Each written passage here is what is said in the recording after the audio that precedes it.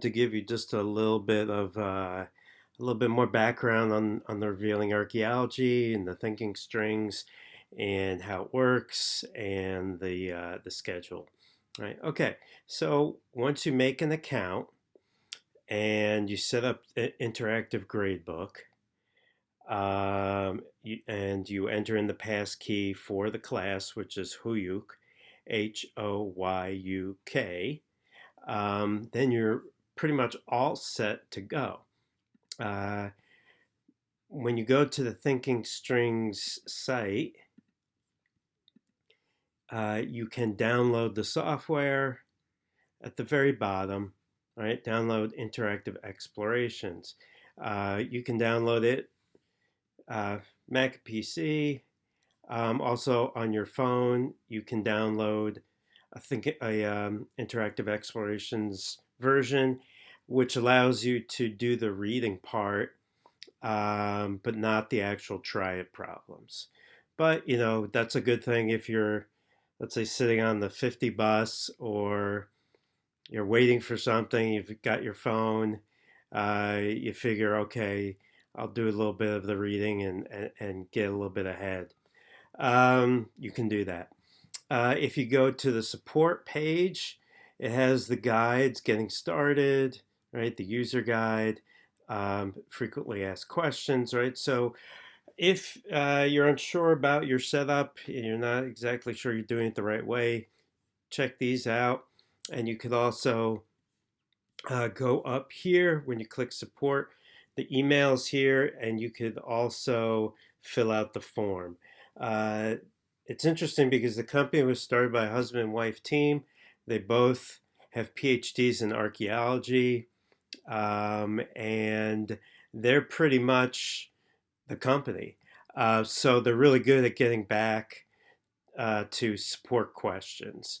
Heidi, and I forget his name, but usually Heidi's the one that fields all the support questions, but they're really good about it. Um, and in general, I think the software is very good. Um, Let me just show you. Let's go to um, the software now. Let's see. So, where is it? Ba, ba, ba, ba. Interactive explorations. Actually, yeah, I downloaded it. So it's still my downloads. The good thing is, if you want to go to another computer, you can just put the interactive explorations, um, on a flash drive. If you're not going to use your computer, put it on the flash drive. As long as you're hooked up to the internet, you can run the software from the flash drive and do your assignments. Um, okay. Okay, so once you've logged in, you'll see the achievement profile. You'll notice the 8 large headings over here on the very left. So each of these is one assignment. So around the end of this week, beginning of next, because it's the first assignment, I'll give you obviously a little leeway. You're figuring this all out. You will have completed Humanities Imprint.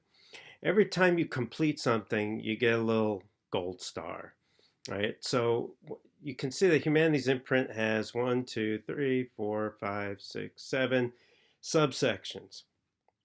Once you've completed a subsection, you get a gold star. And once you've completed all of them, then there should be a gold star next to Humanities Imprint. Let me just show you a little bit here. Some of so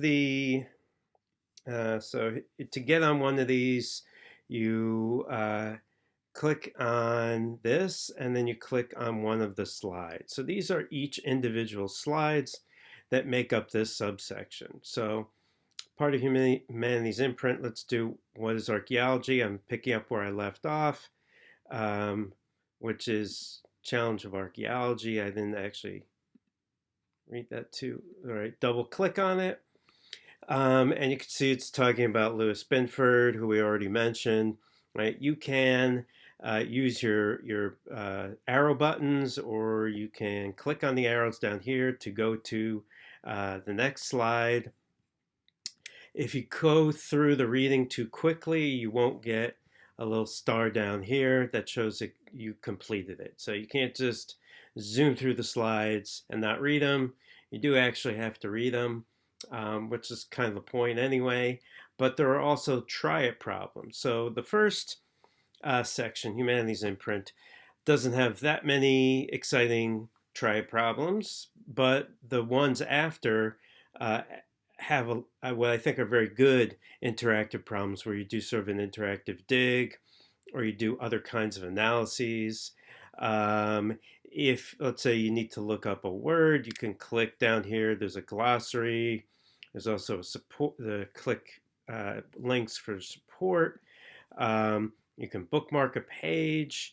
And if you want to get back to the main page, you click on the star here and you're back over here, right? So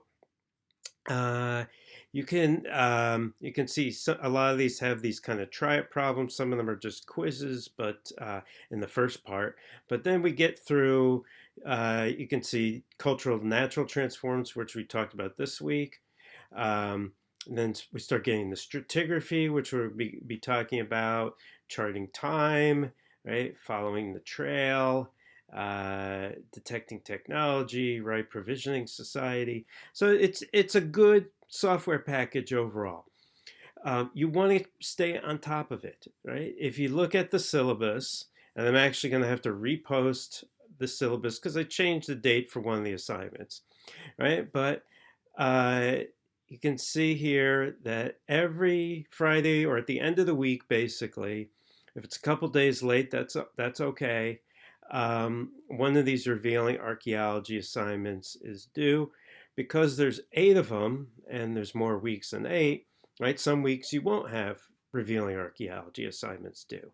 But make sure you stay on top of it, and make sure you don't skip them, and make sure, this happens every semester, make sure you're not one of the students who the last week of class is asking me how they do the revealing archaeology assignments. I've had students try and do all of these the last week when they're writing papers for other classes, studying for finals. It's just not doable because it does take a little bit of time. So you're not going to be able to do it, in a weekend. Each of these you can do in maybe an hour or something like that. But you're not going to want to try and do all this at the end. Anyway, I do give leeway for a few days or even a week late assignments, but anything past that has to be marked down a little bit. So that's another reason why not to wait for the very end. And then over here is the quit button. So you can quit. Make sure you know where your software is downloaded to so you can always be ready to use it. So that's revealing archaeology. If there's technical glitches that come up, right, contact their support team and they'll get back to you.